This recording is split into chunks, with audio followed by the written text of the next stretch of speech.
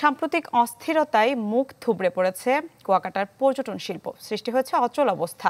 ফলে পর্যটন কেন্দ্রিক সব পেশার কর্মী এখন বেকার। পর্যটক না আসায় লোকসান গুনতে হচ্ছে ব্যবসায়ীদের। সূর্যোদয় ও সূর্যাস্তের লীলাভূমি কুয়াকাটা সমুদ্র সৈকত। কোলাহলময় সাগর পাড়টা এখন যেন অচেনা রূপে, স্তব্ধতা চারপাশে। প্রায় মাসখানেক ধরে বন্ধ পর্যটক আনাগোনা। বাতিল হয়েছে হোটেলের আগাম বুকিং। কর্মহীন বিপাকে অনেকে। সচরাচর যেভাবে টুরিস্ট আসতো আগে, এখন এই গাড়ি ঘোড়া বন্ধ কারণে টুরিস্ট আসতে পারে না। কুয়াকাটা এখন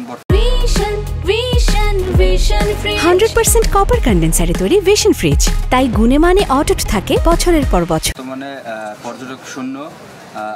আমার এই দোকানে লোন আছে, আমরা লোন বর্তমানে দিতে পারতেছি না। টোটাল হোটেলগুলো একেবারে খালি আছে কুয়াকাটাতে। এখন কোনো গেস্টের আমরা সাড়া পাচ্ছি না। দেশের সার্বিক পরিস্থিতির উপরে গেস্ট এখন বের হচ্ছে না। বর্তমান অবস্থাটা যে কারফিউ থেকে শুরু করে, অর্থাৎ সেই আন্দোলন থেকে শুরু করে এ পর্যন্ত প্রায় এই 16টা সেক্টরের, আমাদের 16টি স্টেক হোল্ডারের প্রায় 100 কোটি টাকার মতো লোকসানে আছে। ব্যবসায়ীদের দাবি, এ পর্যন্ত 200 কোটি টাকার ক্ষতি হয়েছে। বর্তমান অবস্থা স্বাভাবিক না হওয়া পর্যন্ত এই ক্ষতির পরিমাণ বাড়তে থাকবে।